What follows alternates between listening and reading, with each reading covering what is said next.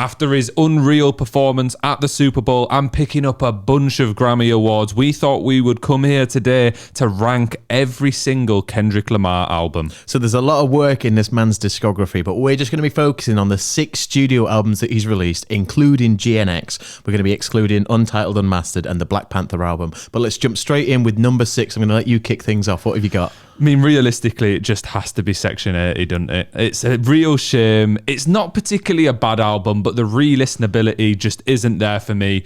It's a little bit more raw and uncut than a lot of his albums.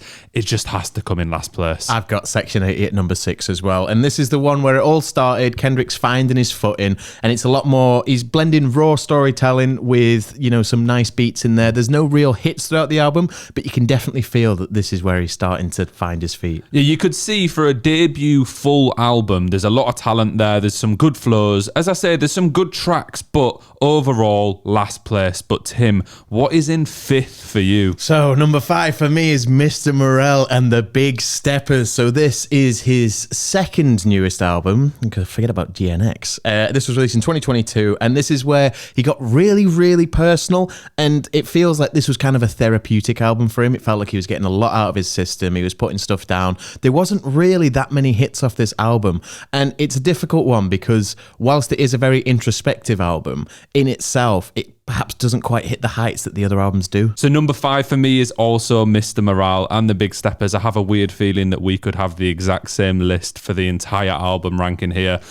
Kind of similar to you, some personal topics, and I think they are explored well. The production's really nice, but there was too much calm for me in this album. By the end of it, I kind of felt like I'd been listening to the same thing for a little while. Not that that's an issue all the time, but I don't know, I wanted a bit more energy in there, some more songs you can bob your head to. It feels like it was him unloading his thoughts after many, many years of having to hold them back. And it's less focused on bangers and more focused on the truth, really, and how he feels about everything. And he was just getting his words out. And, I've got to appreciate it for that. But in terms of the quality against later albums, doesn't quite stack up. So let's move on to number 4. What have you got? Before I give my number 4, if you're watching, please do leave a comment and leave your Kendrick Lamar album rankings in the comments. We do read a lot of them. Hit like and subscribe whilst you're there as well. But number 4 for me, I feel like this might surprise you, is Damn. Oh, my number 4 is Damn as well. God damn. So Damn is fantastic. Yeah. And weirdly, I think the biggest point against this for me isn't particularly on Kendrick. It's the fact that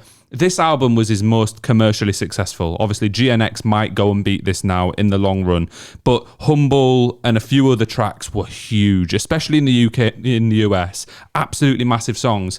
And I think they just got overplayed a little bit. So now when I go back and listen to this album, I don't know, I don't have the same energy with it. But one thing I will say is, we mentioned how Mr. M.A.A.d was very calm. This is very energetic for the entire project. Yeah, this is his most play this anywhere, anytime album. It's full of bangers all the way from top to bottom. You got Humble, you got DNA, you got Love. Every song has its own vibe, but they all work nicely in a cohesive project. And it's the album that proved that he could dominate, both the charts and the culture. He could kind of do it all, and he could hit all aspects of it. Really good album. But again, this man has just so many good albums in his discography that it's so hard. These top 4 rankings in themselves were so difficult for me to put together, and we're going to move on to number 3. Shall I give my number 3 first? Yeah, you go for it. Yeah, okay. Got GNX coming in at number 3. I'm exactly the same. I'm telling you, we're going to have exactly the same rankings. So this is his newest drop, and it feels kind of like a reset after Mr. M.A.A.d. It feels like he got everything out that he needed to say. It's a lot shorter, it's catchier, it's just 100% Kendrick Lamar. Everything about it is unapologetically Kendrick. For me, I really like this album because I actually thought we saw a bit of a new side to Kendrick Lamar where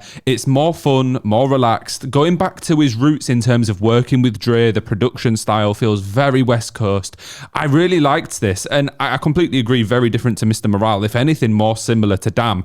But I think in a more personal and polished way to him, as opposed to maybe pandering a little bit for the commercial aspect and the charts. Really like this new album. And one thing I want to shout out as well, obviously Kendrick Lamar's just announced a massive UK and world tour with SZA, which is unreal. But on GNX, those tracks with SZA are some of my favourites. I think that their combination and and a few of the other features on this album are really good. Yeah, it feels like there's a lot less pressure in this album, and you can tell he's having fun experimenting again. And some fans might miss the storytelling that he brought in previous albums, but this is just him experimenting with, replayability and making sure that he's got those bangers after bangers, and I think he succeeded very well. And it might be slight recency bias, which we talked about on Damn, where I didn't know which way to order these two, but I do think GNX just pips it out for me. I completely agree. Should we go on to the top two, Tim? Are we going to have anything different? What have you got in second? Number 2 is Good Kid, M.A.A.d City. I don't have Good Kid, M.A.A.d City in second. Okay. So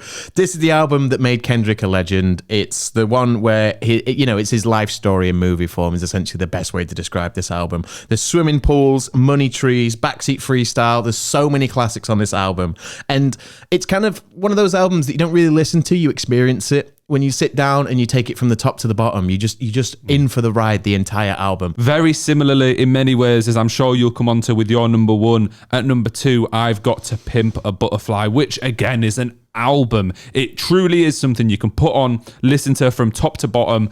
It was so difficult to not put this first, but for me, the difference between the two is that little bit of energy. To Pimp a Butterfly is a little bit more of a concept album, very story driven, but I will say there's some fantastic instrumentals, some jazz influence in there. I'm not dissing this album in any way, shape or form. I just want to put that out there. It is unreal, but I just think that it's missing. There is a few tracks with some more energy, but it feels like more of a concept. You really have to dive in and listen to it. So I'll let you talk about your number 1 now, the very same album. To Pimp a Butterfly. This was Kendrick at his absolute best, in my opinion. It's more than an album. It's more of a statement. He's kind of, he's making a point. He's letting everybody know what he thinks about the world. There's jazz, funk, poetry, and it's deep. There's a lot of deep topics on it. But then you've got songs like King Kunta and All Right, which still go absolutely crazy. The kind of songs that if you saw live, everybody would be saying every single word.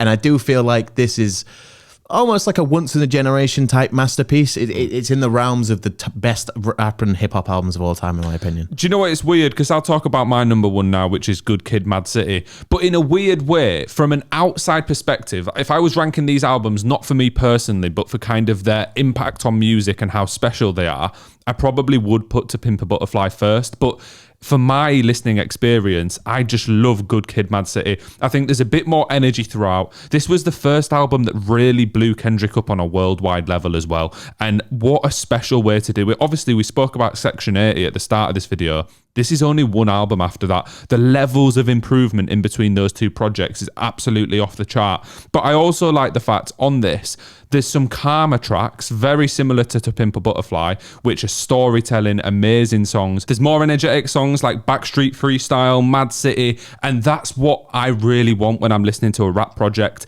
Especially if I'm listening to it out and about, doing something, doing some exercise, whatever. Whereas if I just want to sit and have a real album listening experience, then To Pimp a Butterfly is the option. I think Good Kid and T-Pab are really difficult to pick between. And I think everybody has their own thoughts on which comes first and which comes second. And I personally don't think anybody would be wrong, because I think they're both as close to a 10 out of 10 album that you can get. So to rank those two against each other was very difficult. And the same with 3 and 4. Those two could have been swapped around at any point. It's just those 4 albums are just so fucking good. I would say that the run from Good Kid, M.A.A.d City into To Pimp a Butterfly into Damn is absolutely generational. Yeah. Like, realistically, there's only a few rappers that have had a run of 3 albums that good, and that instantly puts Kendrick into a different stratosphere. Obviously, we both agree that Mr. Morale dropped it down a second, but then we're back with GNX. I hope we get another 3 album run like that. I really pray for it. With the back of GNX, I feel like he's going to keep going and keep going. He's on such a rampage right now. He's obviously done the Super Bowl. He's won all the Grammys, like he was saying. This man cannot be stopped. He's destroying the artists that you wouldn't ever think could be touched, destroying their entire careers. This man can do whatever he wants, and I'm very excited to see what comes in the future. Well, we're absolutely loving it. And if you loved this video, please do remember to hit like and subscribe. As I mentioned earlier, leave your Kendrick Lamar album rankings in the comments. We want to see those and see if everyone has the same order as us, because we were pretty much exactly the same. I think there might be a little bit of changes in it, but I think most people are going to be around this blueprint. But thank you very much for watching.